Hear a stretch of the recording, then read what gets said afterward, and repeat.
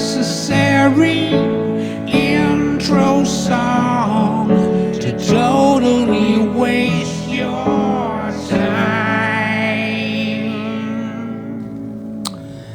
Have you ever heard of First Amendment auditors? Yes, you have? Well, that's fantastic. Well, if you haven't, it's a little YouTube niche kind of specialty that I stumbled across probably, I don't know, it feels like it was like right before COVID, but maybe it was right after COVID. Maybe it was in 2020, but I feel like it was in before that. I feel like I was already watching these guys on YouTube, maybe in like even 2018. I don't know. I can't tell for sure. But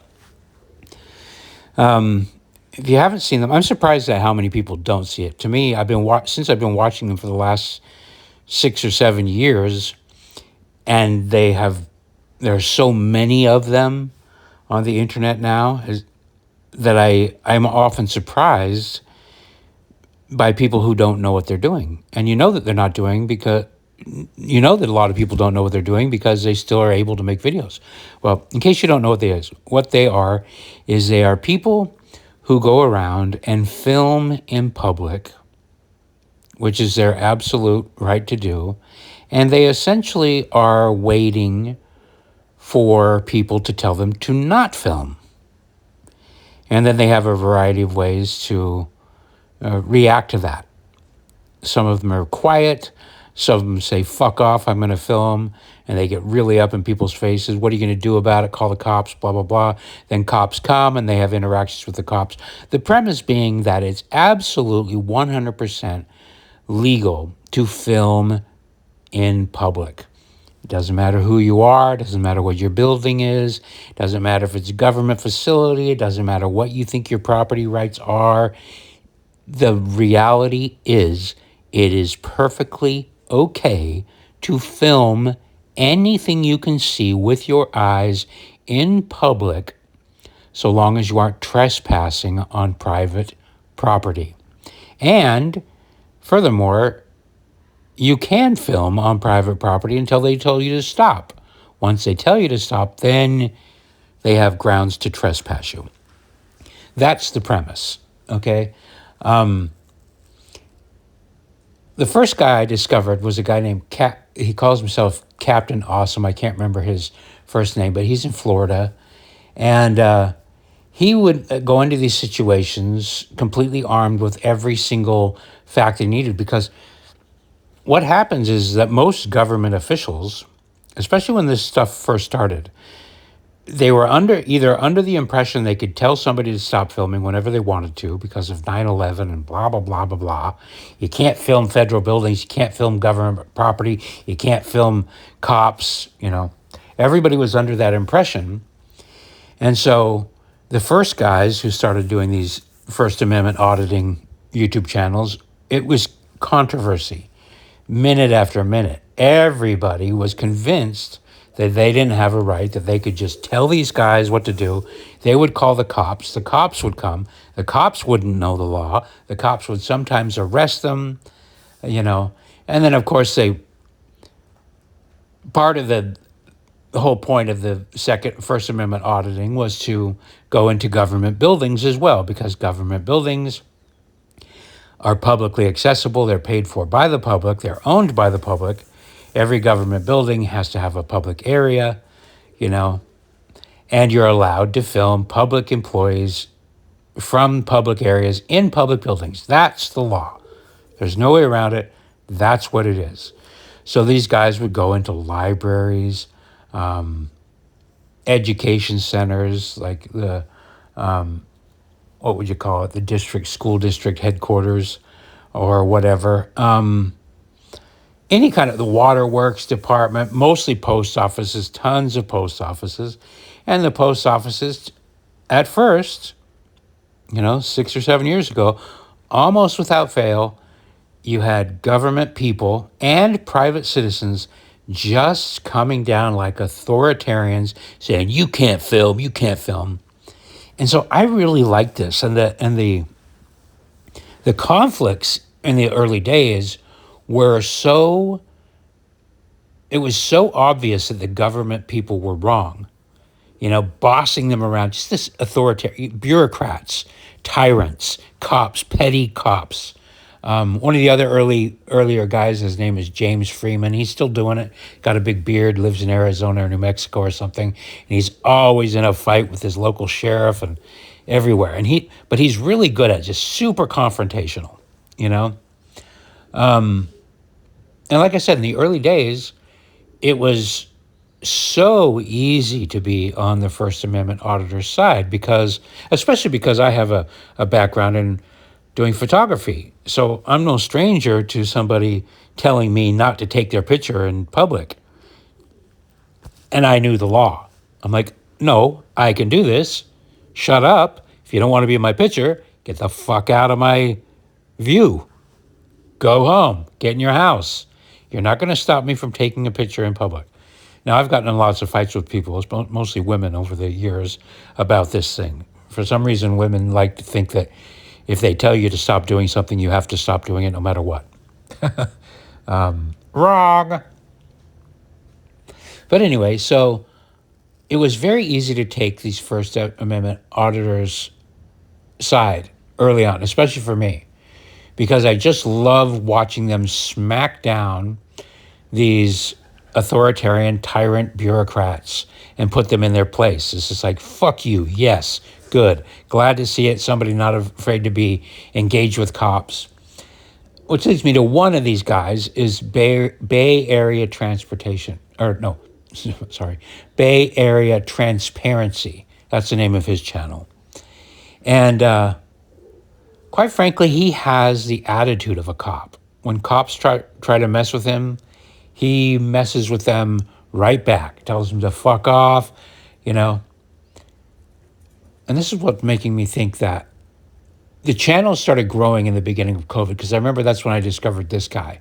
And he was always wearing his mask. And that annoyed me because I fucking hated the mask thing. But I also knew that everybody was being forced to wear them, or most people were. So I was like, I'll let it pass, right? I'll let it pass.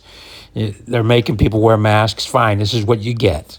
Now you got a guy in a mask harassing you while you're at work, school, superintendent, or whatever you are, post office worker. Anyway, you should look them up and watch them. But the point I'm trying to make is it was so easy for me to like them. Early on, there's this other guy named Sean Reyes. He does a channel called Long Island Audit.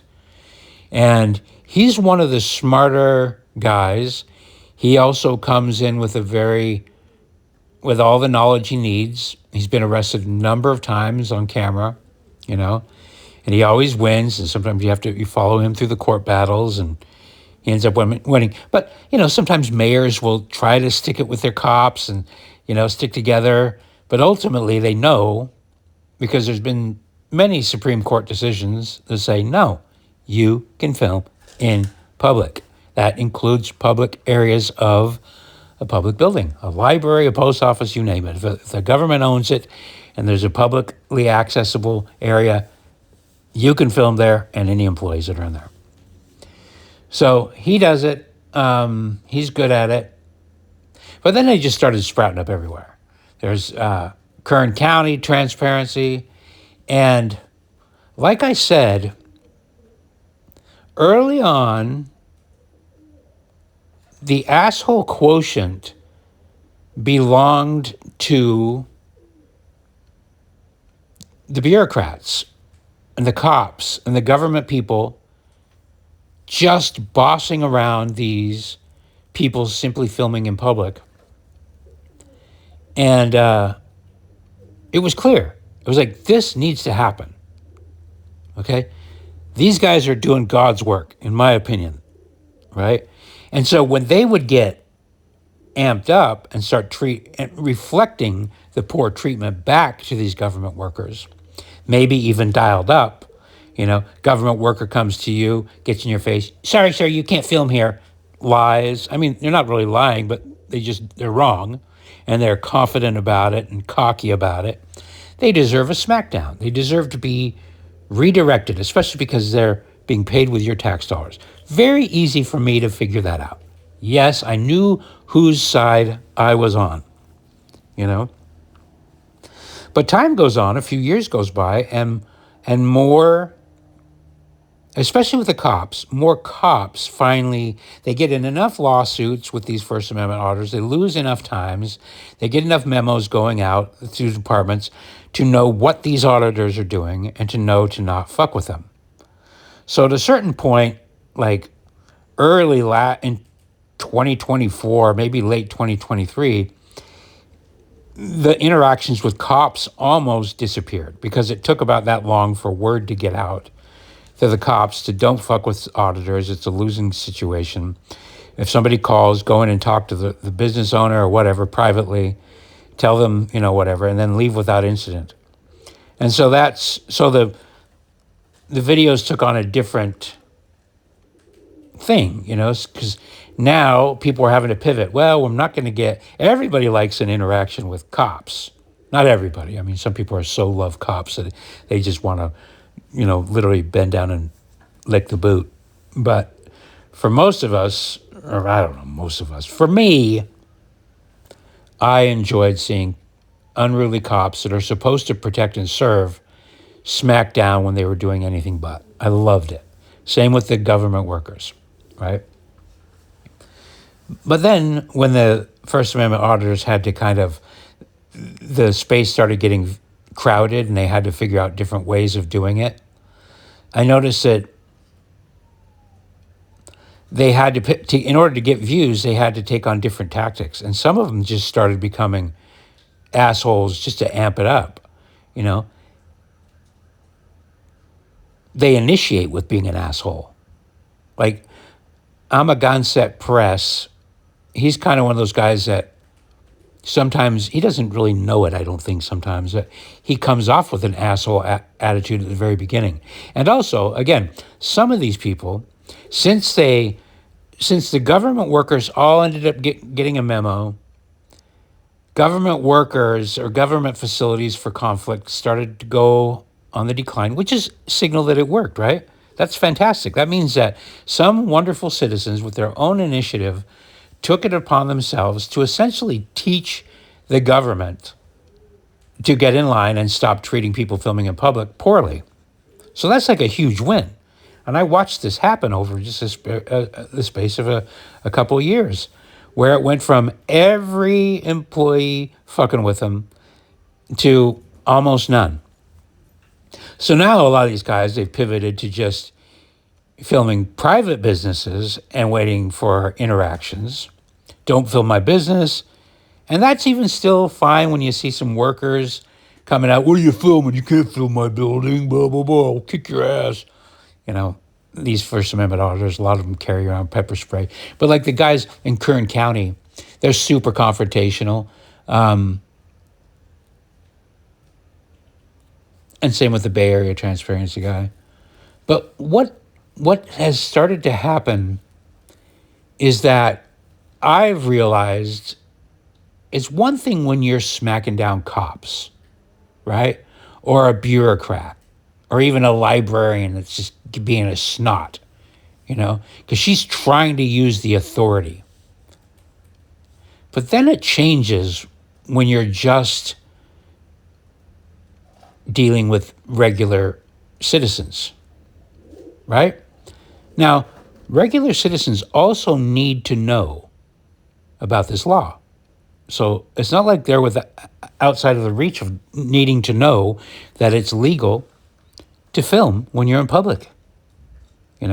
It's not really their fault either that they were badly educated by the government post 9/11. Can't film this, can't film that. All this clampdown. We're living in a different world. You never know with predators and blah blah blah. So they've all been hypnotized, and so that deprogramming needs to happen. But I'm finding that I'm stuck trying to decide if ultimately what's too far. yes, you have to have the First Amendment. Yes, you have to make it free. People have to be free to film in public. There's no way around that. You have to. Society will, if you can't film in public and you can't, if you have to start trespassing your eyes, meaning don't look at me, that doesn't work. It just doesn't work. So these people need to be educated. But here's the problem. A lot of these guys are still wearing masks, right? This whole COVID masking up thing, I knew it at the time. I said, they're putting people in masks so you can't identify them when they're rioting in the BLM riots. That was the whole point of the masks.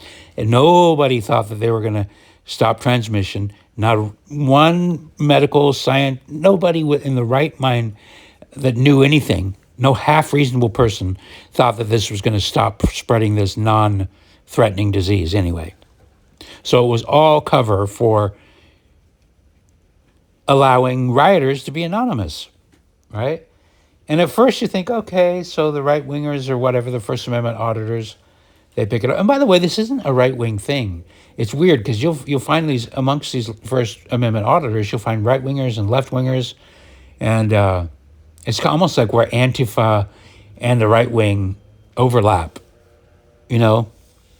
standing up to authority. At least the low-level Antifa that actually believe that they're anti-cop. They don't realize that the people at the top are just wanting to be the cops. Anyway, that brings me to this, is I've noticed that a lot of these guys, especially Bay Area Transparency guy, the way he pivots and he'll go into a government building and start shit. He's a big guy. He has prison vibes. He has that prison accent. He's got prison body and kind of prison face. He's got that Bay Area kind of urban accent, And if I'm a little old lady doing my government work and in walks this guy in a mask, he doesn't say anything, and he's filming me, and I ask him what his name is, and he starts being evasive, not answering my questions. As a human being, I'm going to be thinking, okay, this guy's not on the level. Let's just take it on a human level, not the rules, not what the law is. Let's erase all that. Erase what is, legal. Intimidating a little old lady, no matter who you are, with your physical presence and evasiveness and sneakiness and not being honest, lying, not being friendly, those are ancient instincts. You're going to trigger ancient instincts in this woman, right? And you can say, oh, well, it's a government worker. That's what she got there for. They have cameras up, blah, blah, blah. They shouldn't worry. But it doesn't matter. No matter how much you try to mitigate that, you're not going to get around the fact that that's the feelings. Those are the feelings that are going to bubble up in that person, especially if it's a little lady. But it doesn't matter. Even if you say it's a man, it could be a tougher guy that's bigger than him. We have instincts. Humans have instincts. We know when something's wrong, And part of my big objection with the government and the mindfuckery of the media and all media, books, you name it, is the ongoing, ever-present attempt to separate people from their senses. Don't use your senses. Listen to authority. Don't use your senses. Check for credentials. Who's telling you? Just obey. Don't use your senses. And so now when I'm watching these videos, I'm going, well, now these guys that were once my people that I championed are now kind of just being used or using themselves or taking the opportunity to try to train people away from their own senses.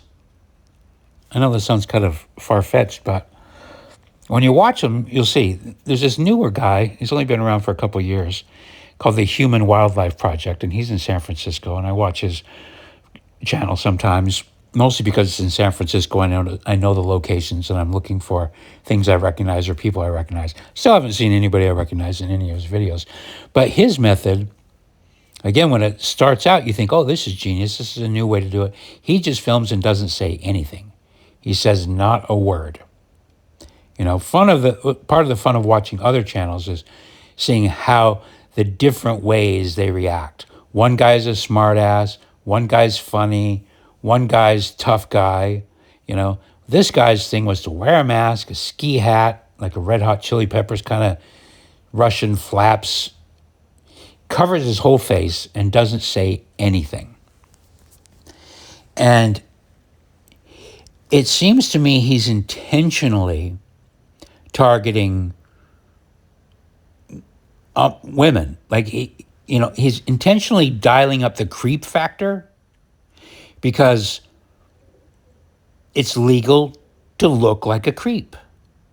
You know, that's the loophole. It's legal to be a creep. So he'll stand outside of a yoga studio with the windows open, and he'll sit there and film, and he won't say anything, and the women will come out and blah, blah, blah. Or he'll go to a public park where they're having some yoga meeting, and he'll just film them. You know that he knows that he's creeping them out. So these are real emotions that are going through these women. Like, who the fuck is this guy? He's not saying anything. There's nothing natural about his... All the billions of years of instincts are firing in their brains. Right? And he knows that. Human Wildlife Project. I want to see how humans react if I just film them and nothing else. As if there's nothing else. It's not true. You know, if he stuck his camera in the ground and walked away from it, you know, people are fine. There's cameras pointed at you everywhere you go. It's different when the person is deliberately pointing it at you and confronting you. To pretend like that confrontation doesn't spark feelings or long-held instincts is stupid. And I also don't know how wise it is to train people away from their instincts.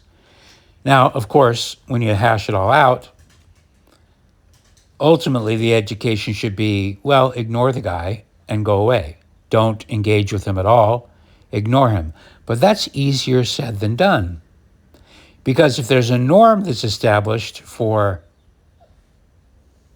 ignoring people or not treating them seriously or just pretending that they're all just First Amendment auditors, you know, is that good? Do we want to numb people of their instincts? Do I like that? You know, do I want people to be okay with people wearing masks in public? No, I don't, actually, because I don't think a free society works with total anonymity. You know, and I've made comments. I literally, I was the biggest champion of First Amendment auditing that you could ever find. But then I started leaving negative comments like, dude, fuck you, fuck your stupid mask. You're only creeping people out. You're not teaching people about the First Amendment. You might in a roundabout way, but you're not increasing the logic behind it. In fact, you're triggering a whole different thing where ultimately you might end up getting enough people to say, we don't want the First Amendment anymore because of you. You know, and that's kind of where I land in this whole thing where it's just like, you got to double check, you know, the spirit of the law, the letter of the law.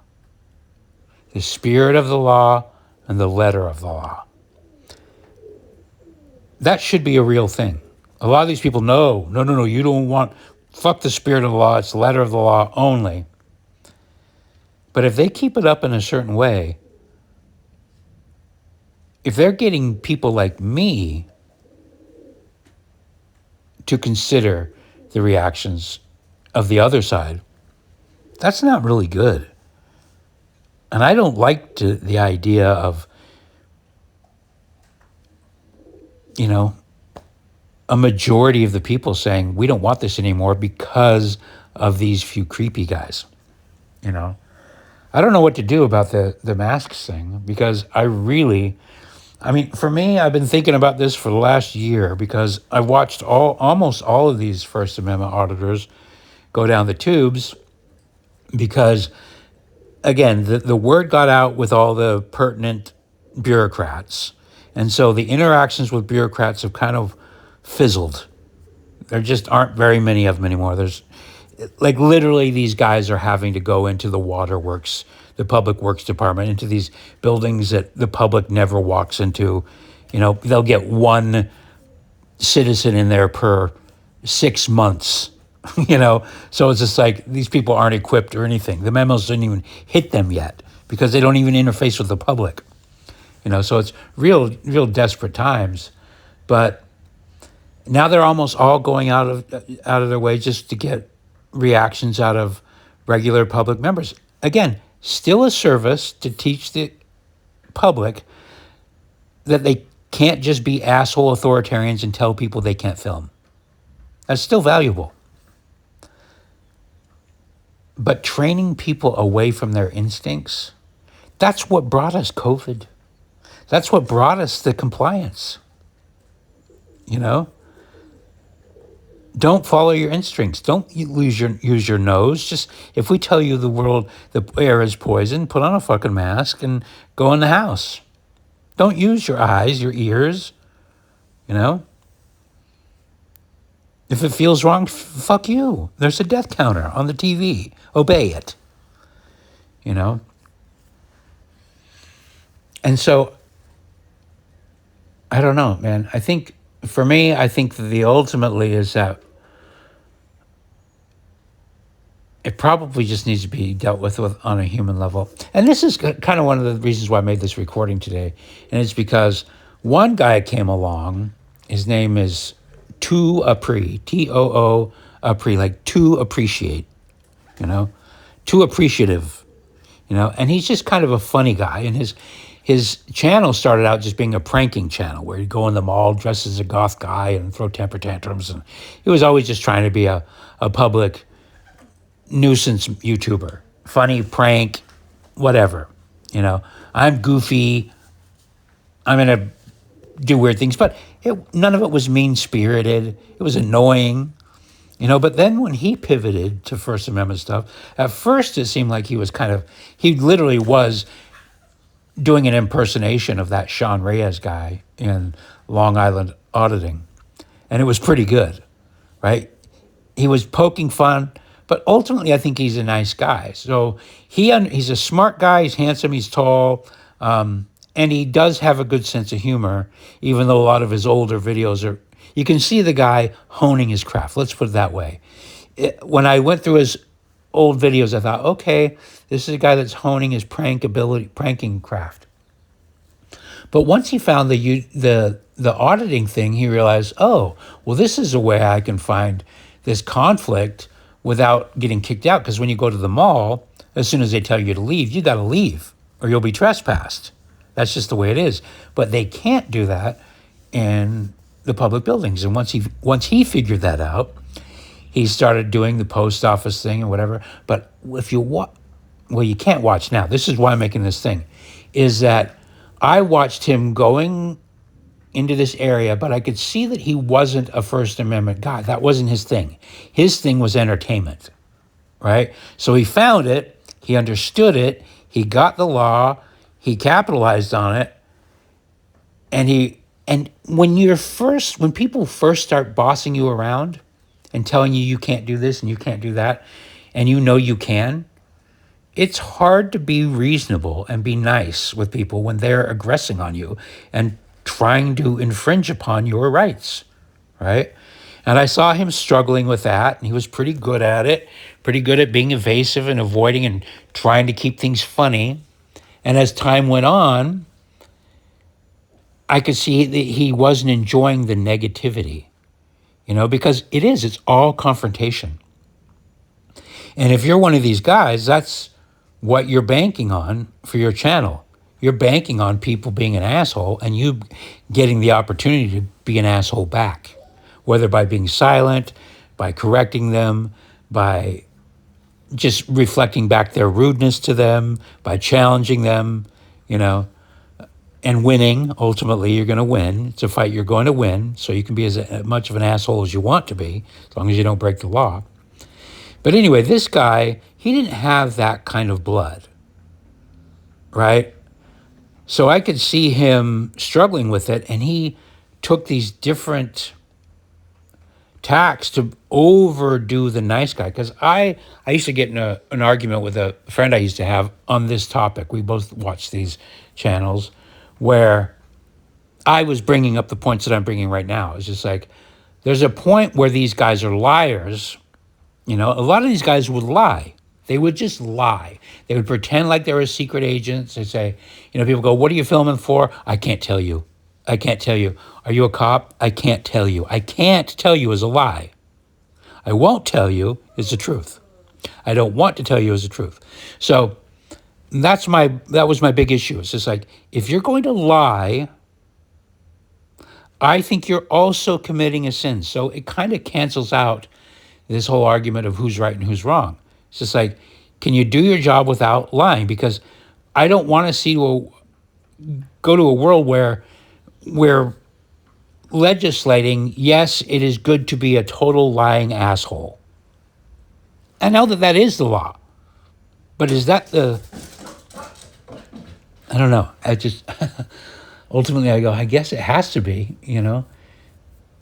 It has to be. You got to let people, it's got to be okay for them to lie, right? Because how do you prove that they're lying, or how do you prove that they're just wrong? How do you parse that out? I don't know. But anyway, so this guy, I could see this. I was going, oh man, he's trying. I could tell that this guy agreed with my assessment that once it gets dark, once you're starting to make people feel poorly, once you become the instigator of bad vibes, if that's what you're doing, maybe take a look in the mirror, you know? And you could see through his video progress of him doing that. You could see that he actually did want to make people laugh. So he would go out of his way to stand his ground, know his rights, but also make the cops laugh or the postal workers laugh. He wanted them to come around. He wanted them to know that it was okay for him to do that. He didn't want to make them feel poorly. He didn't want to scare them. He was often weird, but you could tell that he had this moral code where he didn't want to just leave people feeling icky. And you could tell that he knew when he overdid it. And you could tell that he didn't really enjoy when he scared somebody, you know, or made somebody feel fear. Basically, he seemed like a guy with good morals, you know. But anyway, what has he done? He's dropped that thing. He's pivoted entirely. He went back and deleted all of his old, and these were, his channel went from hardly any views to many, many, many views based on him doing these First Amendment audits. So he grew a whole audience, but all of a sudden, about 2 months ago, he went back and deleted all those, almost his entire history of his YouTube channel. And now I don't know, he's got kind of a certain Andy Kaufman quality about him, you know? So it's hard to see if what his new channel is a big joke, but he's doing he's going to be a fitness influencer and get a Lambo. He's living in his mom's basement and he does daily vlogging. I don't know if he's pranking it or if he's doing, but he literally deleted his whole channel. So that leads me to believe that no, he's a good kid. And he explains why he did it. He says, I went down a dark road, you know, and I don't want to be there. And you can see him when he's interacting with his mom. He's a good kid. And I think what he's talking about was that road of always pushing people's buttons, always pushing them to the limit so that you can assert it's legal for me to do this. It's one thing if you're educating people away from authoritarianism. It's another to be an authoritarian, to be a tyrant, to walk in and use your power, knowing that you have the law on your side, to treat people like shit. And that's what I've figured out about a lot of these guys. Like Bay Area transportation guy. I loved him at first because all of his personality was directed at cops. And it was almost like a perfectly fair, reflecting back cop energy at cops. But once he started taking that same energy and putting it on pretty much everybody, I realized, this guy isn't like me. This guy would probably be the worst cop in the whole world, you know? And I couldn't tell you if I'm right or if I'm wrong, but I imagined him at home acting that same argumentative way with the people in his life, in the house. I'm going to be right. I'm going to be right. The law's on my side. I can treat you like shit. Doesn't matter. I'm not doing anything illegal. Call the cops. Like, no, dude, I can't call the cops on you for being a dick. And I'm not going to.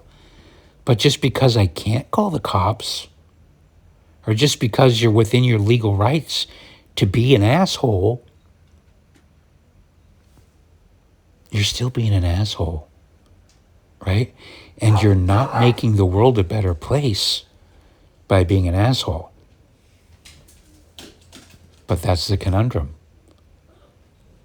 Am I wrong when I say that? And I think I might be. That's the conundrum. It takes a James Freeman and a Bay Area transportation, I keep saying that, Bay Area transparency guy to test the system, I guess, you know? But anyway, yeah, it's a conundrum. I don't know. I don't want to train people away from their instincts. I want people to use their instincts more. You know, I want people to navigate reality using their instincts more than just using a lawyer. Hold my hand, lawyer. Walk me around. Tell me what's legal, what's not legal. Just fucking use your senses. Is the guy creepy? He's creepy. Yeah, get away from him. You know, don't interact with him. Close the blinds. Wait for him to go away. That's the best way to do it because it does work. It literally does work. If these guys don't get their conflict, they don't have views because the clicks and the views come from the conflict. And in lots of times, the conflict is warranted. You gotta film the cops. You gotta. Cops, all government employees, as far as I'm concerned, should be wearing body cams constantly. But when you're just camped outside somebody's business, acting purposely, suspiciously, and of course, this is where they'll object. These guys will say, what do you mean? Filming isn't suspicious. Did I say that? Standing out there for an hour with your camera pointed directly at a building, that is suspicious. And if you're trying to convince me that it's not, fuck you, because you're trying to train me away from billions of years of instinct. When I come and ask you, what are you filming? If you're flippant and rude, and then you're going to try to tell me that I'm supposed to ignore that, you know? I don't know. I'm surprised more of these guys don't get punched in the face, quite frankly. The public is calm with them. And again, leave people alone, you know? But don't be surprised, man, when... Look, man, it's offensive when somebody lies to you in your face. And that's the problem is, I guess it's got to be legal. It's got to be legal, right? So how do you deal with it? It's not just, it's not right, it's morally wrong to lie in somebody's face, to challenge them, you know, with a camera saying, you're on film right now. In other words, you better not do anything to me because I'm within my legal rights and I can berate you and I can tell you to fuck off and I can call you ugly. Anything that doesn't amount to a threat on words, I can do.